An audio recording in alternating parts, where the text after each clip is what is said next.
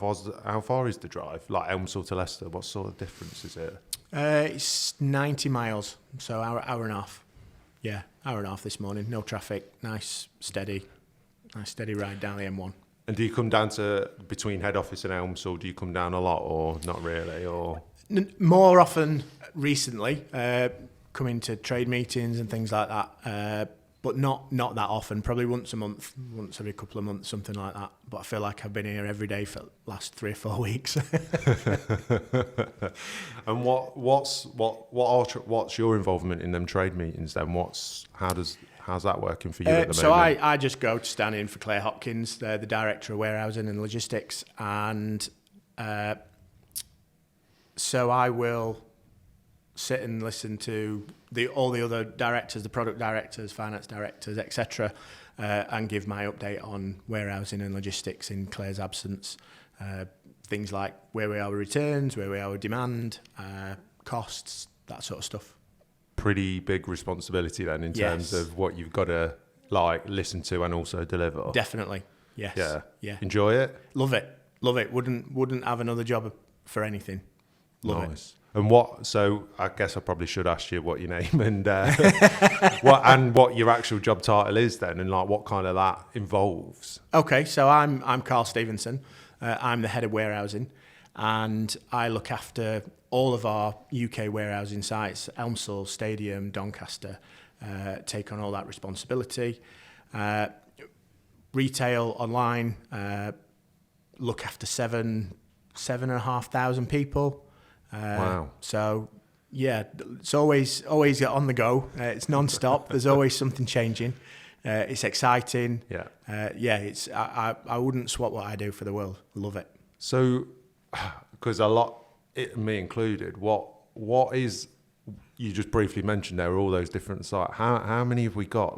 What are we talking and where, and sort of what locations have we got our network in? So we've got 11 warehousing sites. Mainly all in South Yorkshire. So we've got 3 sites at South Elmsall for online boxed picking, which is Elmsall Drive, Elmsall Way, and now the new site, which is E03. Okay. We've got Stadium Way and Stadium 2, which are hanging warehouses. For anybody that's not been there, if you can imagine Monsters Inc. With the doors? You've got all the doors going around. Stadium's a bit like that with all the all the dressers and tailoring and things like that going around. No monsters though, yeah. No monsters. Not even the site managers. No. Over in Dearne, in Rotherham, we've got Dearne Valley Box, which is a retail-only site. So that picks around 300,000 units a day to deliver to all our stores. Next door, we've got Dearne Valley Pallet, which is online and retail for all your bigger items, lamps and soft furnishings and small furniture, things like that. Over in Doncaster, we've got 2 sites there, which is all for furniture. And in one of the Doncaster sites, we have our own in-house furniture manufacturing facility where they will make they build around 1,000 sofas a week. Wow. Yeah. All on site, right? All on site, from scratch. Designed on site and built from scratch. The frames, the upholstery, the cushions, everything built from scratch. You see, a lot of people would probably think we just ship them in, or they're done somewhere else. But that's literally within one of our distribution sites. Yeah, it is. So we do both. We will bring in sofas from other manufacturers, but we do have our own styles that we build and manufacture ourselves. Wow. So it's a massive operation. It is. And then over the other side in Bradford, we've got Toffshore, our oldest site. Everything started there. We once did online picking and everything. Oh, did it? Is that the original? Toffshore, that's the original site, yes. And now it's just a return centre, just a return centre. It processes around about 130 to 150,000 returns every day. A day? A day. And houses around about 800 people. Wow. So very, very busy site for such. When you compare it to all our other sites, the footprint of that site is around about 180,000 square feet compared to E3 that is nearly 900,000 square feet. So it's not huge in terms of footprint, but in complexity and the number of people that operate in that site. And I guess the importance as well for getting that product back into our distribution network is key, isn't it? Absolutely. Because it means it's all about then getting that out to the next customer that might want it as well. And for two things. One, the experience that team in Offshore brings. Yeah. Because you've got to have a real eye for detail for the quality to make sure you're picking up on anything that a customer might have soiled or damaged or anything like that. They have to pick that up so we don't send it out to another one. Yeah. But the speed in which we need to do it as well, because to get it into Offshore and then back into Elmsall as quick as possible, like you say, to sell again as soon as possible. We've realised over the last couple of years that returns are key to making Elmsall run efficiently as well. Oh, okay. Because if we don't stay on top of returns, we end up bringing new boxes of that same stock forward. And then when the return does eventually come back, we just keep picking the returns, and then that box sits dormant and ties up valuable space in Elmsall. And then you're just ending up with excess stock as well, I guess. Potentially. Or it sits and dwells for a period of time when actually something that's moving much faster needs that space. Right, I got you. So how does, because Offshore to Elmsall's what?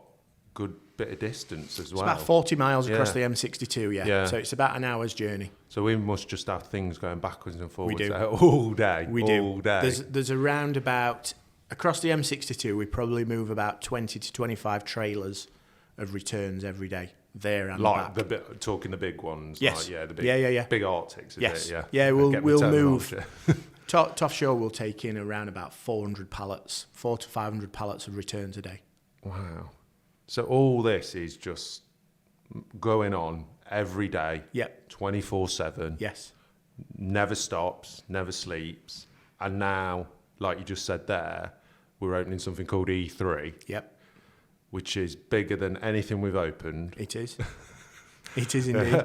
And why is it called E3? Just out of curiosity, like because of where it is. Yeah. Yes. So we've got. We first started with Elmsall Way that we're about to rebrand E1. We then built Elmsall Drive, which we're about to rebrand E2. Makes sense. To try and keep them all in the same currency.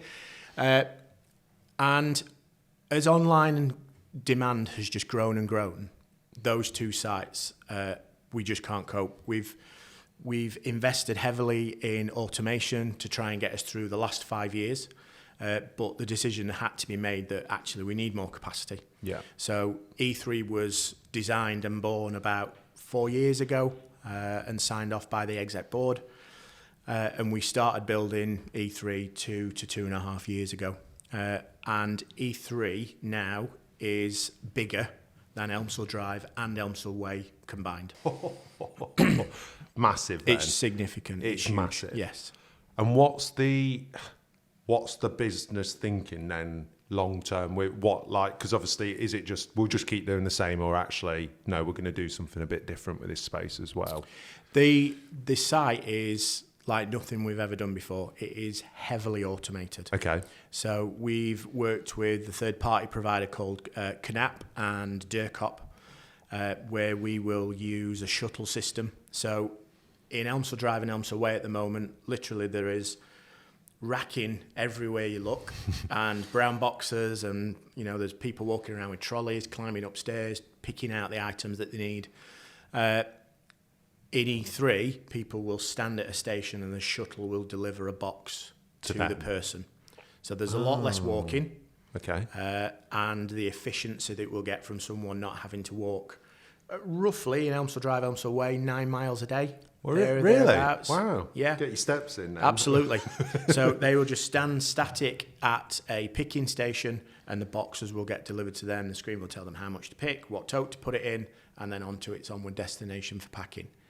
So significant investment in automation in E3 that should see us through probably the next 3 to 5 years before we need to start thinking about capacity again. Wow. So already there's Absolutely. Thoughts, conversations, thinking, we know this is going to revolutionise what we do now. Definitely. But if we keep going at the way we go... Absolutely. We've got growth within E3 to build more shuttles. Right. So there is still some space there to build more shuttles if we need them. But we already have planning permission next door for E4. So, wow. So E3, we're not even fully moved in yet, but we do have one eye on the future with E4 as well. So it sounds like we're effectively creating, well, up there it's already big, but we're creating an even bigger like community, and that's a perfect way of putting it. Yeah. It is a campus. Yeah. It is huge. Yeah. And then are they all going to be connected in some way as well, as in you can easily move between, or because I'm guessing if someone like yourself, you'll want to be able to get to all, yes, maybe in a day or so something. So the three Elmsall sites, E1, E2, E3, are all connected by a link bridge. Yeah. So there is a link bridge that stretches around about 280 metres that connects E3 to Elmsall Way. Yeah.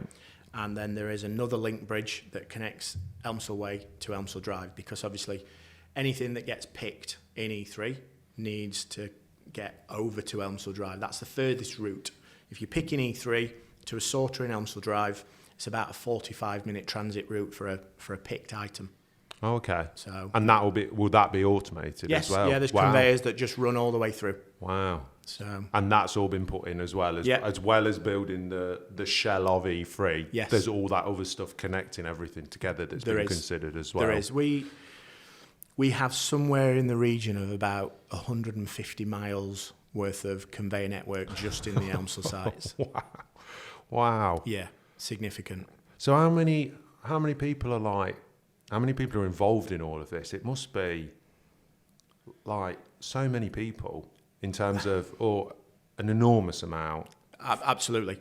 Just in the Elmsall complex, so for online boxed picking, from warehouse operatives, team managers, engineers, product and quality control staff and things like that, there's roughly 5,000 to 5,500 people in that complex. Wow. So, and then across the road over in Stadium, you've got the best part of another 1,000. So just in that Elmsall campus, there is 6,000 to 6,500 people. So do we have quite a significant impact on the community then, and creating jobs and stuff up there as well? Yeah. Definitely, yes. Yeah, the local community in South Elmsall, South Kirby, Hemsworth, Upton, all that local area, I dare say there's someone in every family that works for Next. Definitely. Wow, yeah. Wow. That's such a, you know working at Next how big things are, but I think when you start seeing it on and hearing about it on that scale, it really starts bringing things to life. And with all this automation that you're talking about in E3, there's still gonna be people needed though, isn't Absolutely. there? Oh, Yeah. There's E3 is needed to cope with the demand growth. There's no requirement to make things more efficient and save loads of money through doing it as a necessity. We will do because of how much more efficient it becomes, but it's all a capacity-driven project. We need that extra space and we need that efficiency to keep growing with the times, with how demand is escalating. Wow. And how's it impacted you then in terms of, we've talked about it in terms of, Next and the impact on that. What's this changing for you then in terms of, because if you're head of warehousing and running all of those, how's this impacting you? That's a good question. It's had a huge positive impact on me, if I'm really honest with you. So back in 2017, I joined the Elmsall site as a site manager. And then got promoted to general manager for the Elmsall complex 2 weeks before COVID hit. So a great time to get promoted. Wow. To then have to navigate through all those issues with COVID and that 18 months that we went through.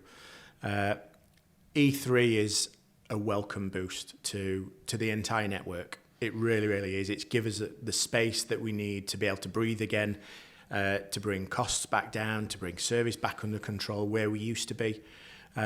So from a personal point of view, it's been a great 6 years of working through this, and especially last year getting promoted to head of warehousing as well. But as a business and as a network, as a warehousing network, E3 is just going to give us so many benefits. It's just incredible. And where did your journey at Next originally start then? What kind of level did you come in at? So I came in on Valentine's Day 2011. Ooh, my first very day, romantic. Valentine's Day 2011, in Stadium as an assistant site manager, as a grade 3 assistant site manager. And then I became a deputy site manager in Stadium. I moved over to Toffshore to be a deputy site manager there. I then got the gig of opening our hubs in Belfast. Oh, okay. And in Moscow.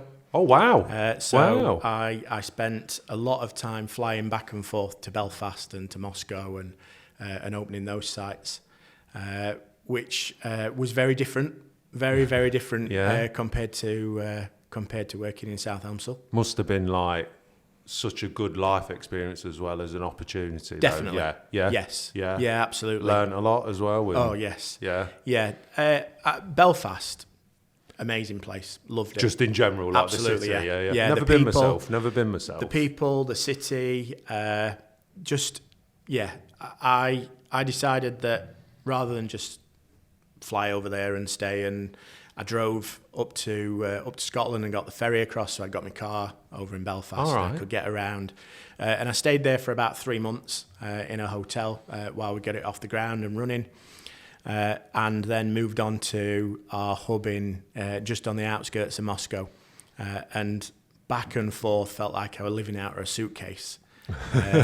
People think this travelling lark is, jet setting lifestyles and it's all luxurious, but I can assure you, flying at 4:05 in the morning on an EasyJet flight out of Gatwick into Moscow, Wow, and then back the same afternoon and getting caught up in 12 hours worth of traffic on the M25 is not luxurious. No. So, And you're not doing that now, though. No, definitely not. No. Definitely not. So, but yes, it was an eye-opening experience. It was a great experience to open those sites and see them. The performance of those sites at the time was just amazing, and Belfast continues to go on from strength to strength. What was your favourite thing, just on a personal level? What was your favourite thing about Belfast? Why is it such a great place? The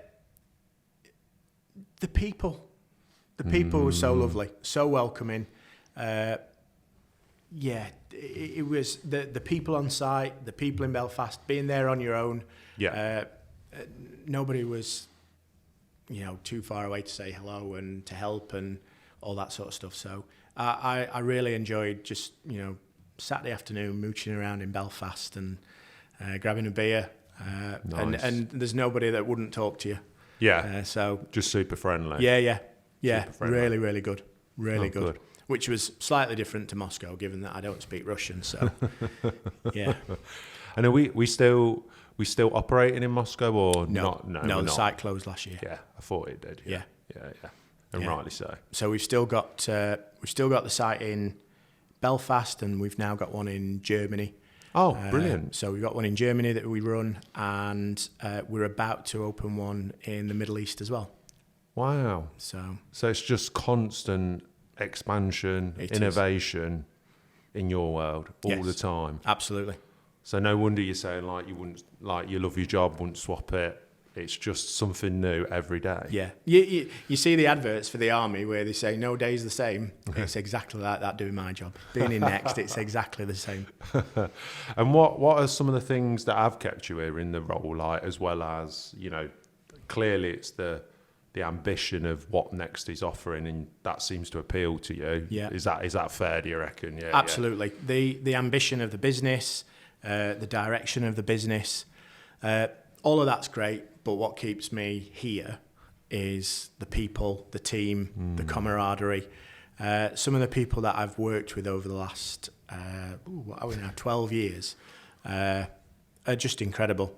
Absolutely incredible. My work mum, Pam Loosley, she'll hate me saying that. She'll absolutely hate me saying that. Sorry, Pam. That wasn't teed up. But she has coached me and counselled me over the years, and has been absolutely amazing. And I have a great team. We're able to switch the work head on. we're able to socialise, we're able to, or used to be able to go and play football, and my footballing days are done. If not, it's the dragon boat race on Manvers Lake that we'll take part in and things like that. It's just a great team that just care so passionately about this business, and we all have that in common, and that's what gets you up in the morning and brings you to work every day. Where do you think that passion and like that comes from so many people? Because I know exactly what you're saying, and I can totally relate to it. Working at Next myself, like it's absolutely something that I see a lot, and in all different parts of the business. We're not. This is just one. Well, this is one very big part of Next. Yeah. But where do you think that comes from? Because it's quite rare, and I know a lot of people and brands will go, oh, it is the people, but we've got people that have been here, basically their whole lives, and people that come in and like go, whoa. So, what's your take on that? Where do you think that comes from? I think Next is Marmite. Okay. You either arrive and love it and stay forever. Yeah. Or you arrive and you think, I'm not sure the pace, the energy, the ability to keep evolving and keep changing, I can keep up with that. So you either come and you stay forever, which is a lot of what the management team in warehousing and logistics is like, or you come and you think this is not for me, and probably within a year you've looked for something else. And then what creates that culture is all those people that have stayed. So I talked about Pam, who is 30 plus years. Claire Hopkins is 20 plus years. Lisa Stevenson is 20 plus years. Darren Stevenson is 20 plus years. Mark Naylor, who's the general manager at Elmsall, he's 20 plus years. Martin Hemsworth, 20 plus years. We know how the business works. We know what the business expects of us. We know how to translate that message and communicate that to a team. And even my leadership team in warehousing, like I say, Mark is 20 plus years. Dave Vickers is 20 plus years, I think. Dean Tansey is 15 years. Anthony Ryan, who's the general manager at the Dern Complex, started out as a warehouse operative. Did he? He did, and he's probably nearly 10 years in. So, which is, compared to everyone else, he's a baby in comparison. Absolutely, yeah, absolutely. But if you walked into one of our leadership meetings, even the likes of Gail McIntyre, who's again probably 15 years in, something like that.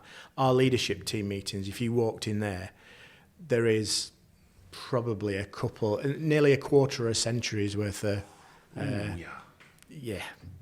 average service around that table. And how valuable is that for a leadership team and for you as well? Like, I think in other businesses that aren't as fast-paced and as evolving, it could probably become a bit stagnant, but not in Next. Okay. Because we do evolve every year, something new. Because we are vibrant, because we are ambitious, it just keeps that drive. And every single one of that leadership team maintains that same drive. So, and that just echoes down through into the rest of the teams. I mean, that's awesome. But it's not, and you're not saying as well, because I think, I just want to be clear, you're not saying it's just a closed off kind of leadership team. Oh, God, you're no. Constantly getting new people kind of injecting. Absolutely. Yeah. If you look at the change that we made last year, where Claire got promoted to logistics director and I got promoted to the head of warehousing, that meant Pam Loosley got promoted, it meant Mark Naylor got promoted, it meant Dave Vickers got promoted, it meant Anthony Ryan got promoted, Dean Tansey, and then all of a sudden that created all of these other gaps for people to progress within those structures. And we are really proud of how we develop and promote from within. Yeah. And bring in new talent as well and try and nurture them. And that's why I say sometimes you get the Marmite, they're here for a year or they're here forever. But yeah, we're really, really proud of how we try and promote from within and develop from within and develop those leadership skills in a way that the business needs them to drive forward. Yeah, I mean, it's great. It's it's just great to hear about what's going on in distribution in E3, and I don't think you ever really understand the scale until you see it either. It's one of those things. It's like you got to see it to believe it. Yeah. I think one of the things that frustrates us up north is when you hear the warehouse, and actually when you start to realise then there's 8 million square feet across 11 warehouses. So yeah, it is huge. It is vast. It takes some real strong characters and some real strong leaders to keep us on track. I bet. And what's next for you then? What kind of, where are you, other than obviously when does E3 open actually? So we've got early access into E3. We've actually, we've put some racking in there and we're picking in the conventional method. We should start to see the first phase 1 of the automation should come pretty much around the end of October, early November. The second phase probably just after Christmas. And then the third phase probably around about Easter time. So we should be picking from the shuttles with returns in late October, early November, with new stock arriving into E3 and into those shuttles early January, and then we'll be using the packing system to pick it all and pack it all in E3, probably from Easter next year. Wow. So all fully up and running next spring, so yes. Yeah. Spring 2024, that'll be, Yeah, that's where we're aiming. Yeah. And what have you got any personal goals at the moment that you're trying to hit as part of that, or?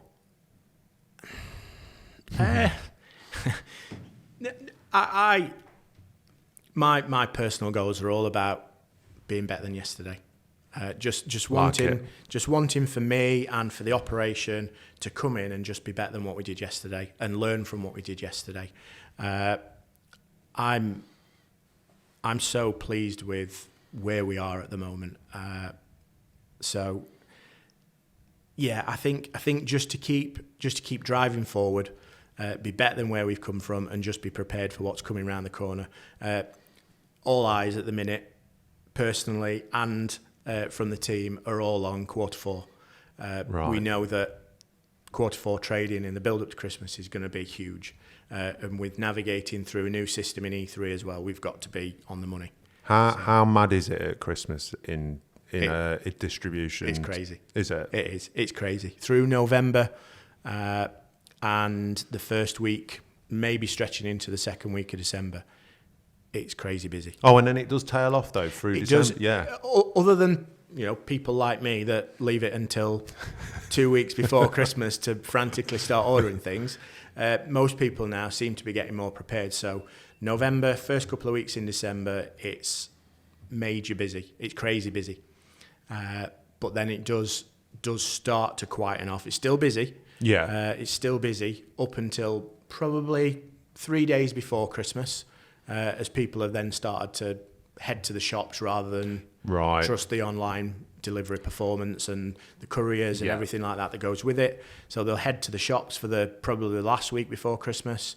But then for us, obviously, we move straight into end of season sale.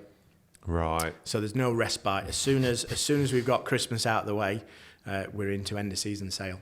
So which is massive for Next. It is huge. It's massive for Next. We have an objective where we're now trying to clear it within 14 days. What, the sale? The sale, in its entirety. What do you mean by clear it in terms of?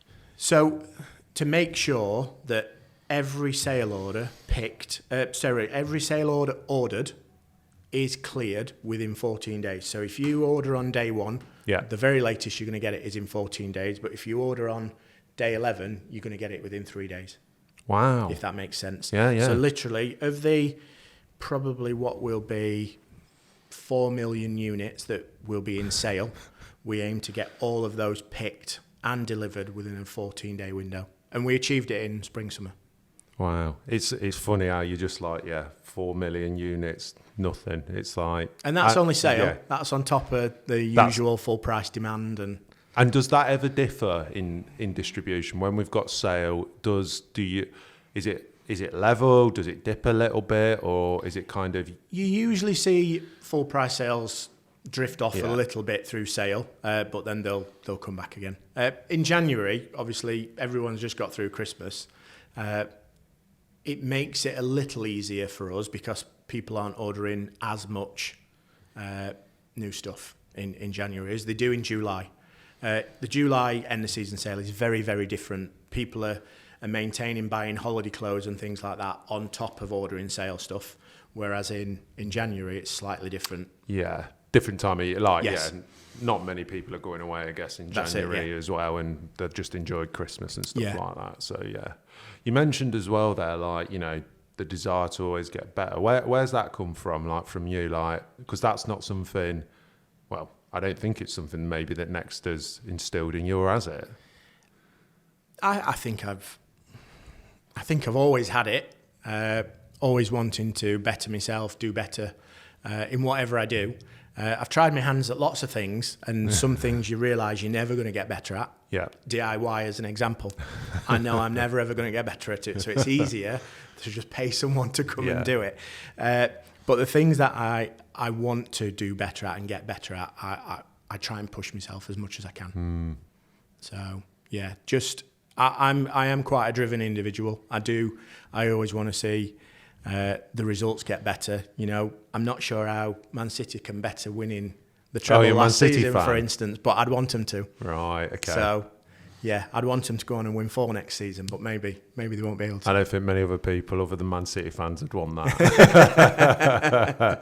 But no. I think that's really important as well, because it's definitely something you hear a lot from people that have either been here a long time or really enjoy working here or have progressed as well. It's that desire and drive from within. Yeah.